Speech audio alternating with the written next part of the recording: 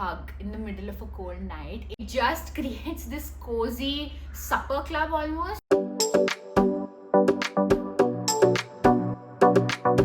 Hi guys, welcome back to my YouTube channel. If you're new here, hi, my name is Neha and I make videos related to books, and welcome to a book recommendation video. So yeah, I don't really make often of these videos. I have a few which I'll link up above. I'll link the playlist above. But I just wanted to sit and chat about one of my recent discoveries of fiction, which is cozy fiction. This is a genre that I read heavily last year, I would say, in comparison to previous years, because I have always been like a literary fiction, contemporary fiction sort of a person, and I always used to feel like fantasy is not for me or cozy books are not for me. But when I started reading them, I really loved them, especially whenever I was going through like a tough time, whenever I needed some escape from reality, whenever I just felt like a book is what can cheer me up. I would always go for this particular genre.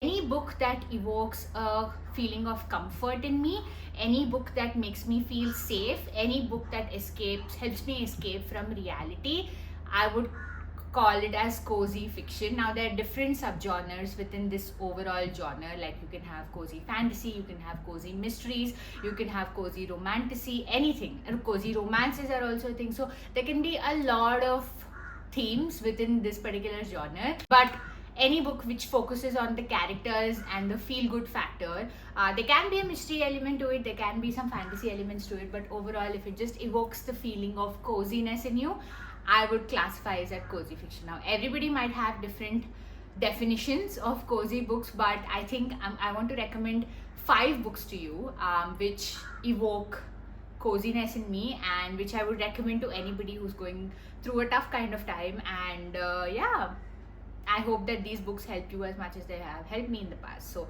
let's start.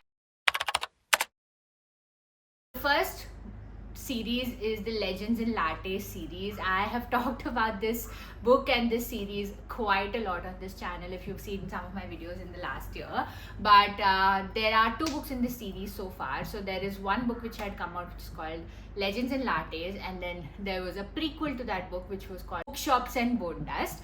I read both of them. The series follows Viv. She is a bounty hunter orc, so she's always lived in this life of violence. In book 1, which is Legends in Latte, she decides to give up that life of violence and she decides to open a coffee shop in a town which really doesn't know the concept of coffee or cafes.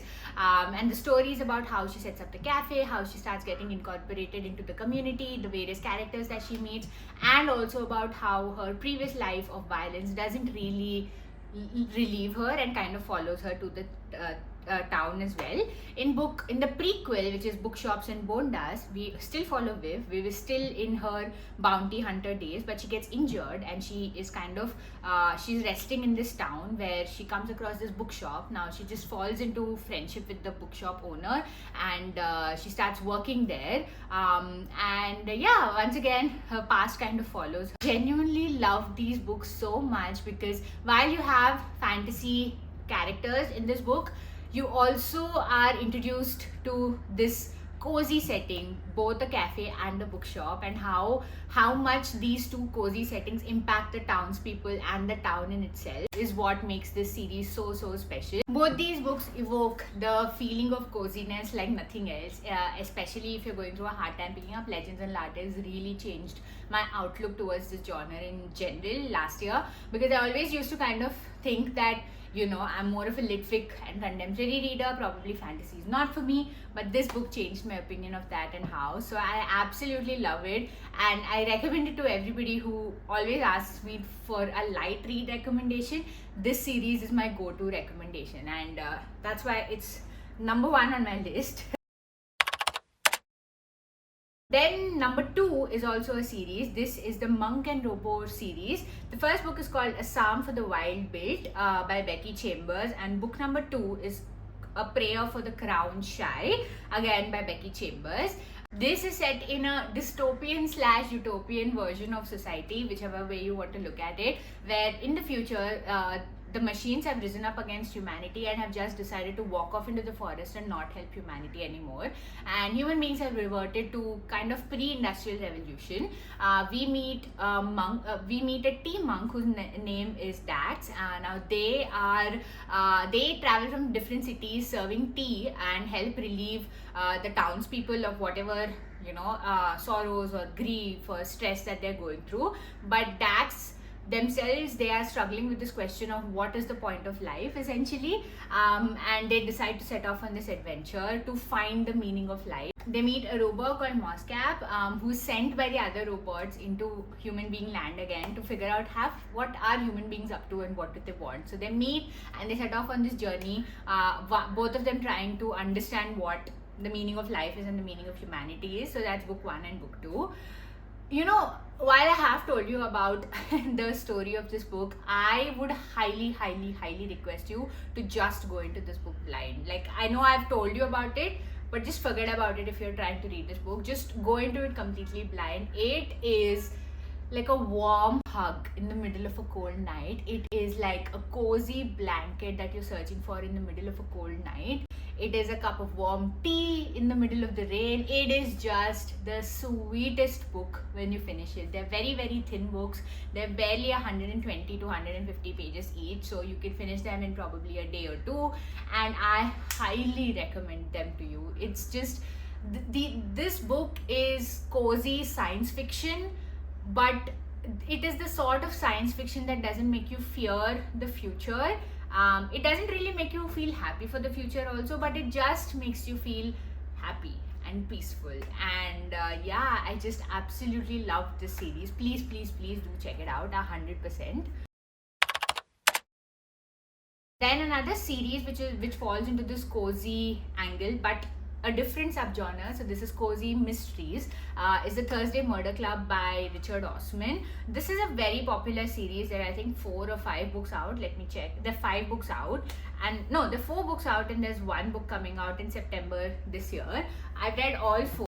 It is set in this old age society, like a retirement society. So 4 friends from there kind of team up to solve murders which come up in their community and a little beyond their community.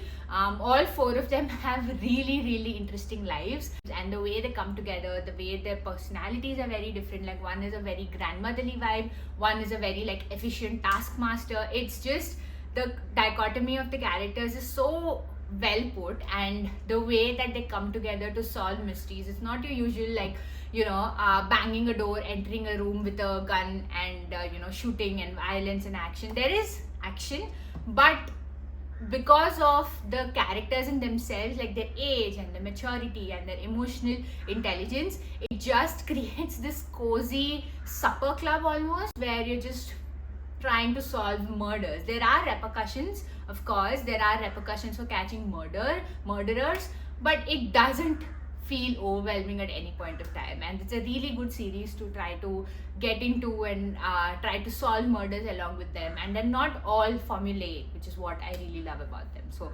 yeah, if you're into mysteries, check out the Thursday Murder Club, because they do hit the cozy mark as well for me. Then another cozy mystery is the series by Jesse Q. Sutanto, and the series is called Aunties, but the first book is Dial A for Aunties. So in this book we meet Madeline Chan along with her mother and her 3 other aunts.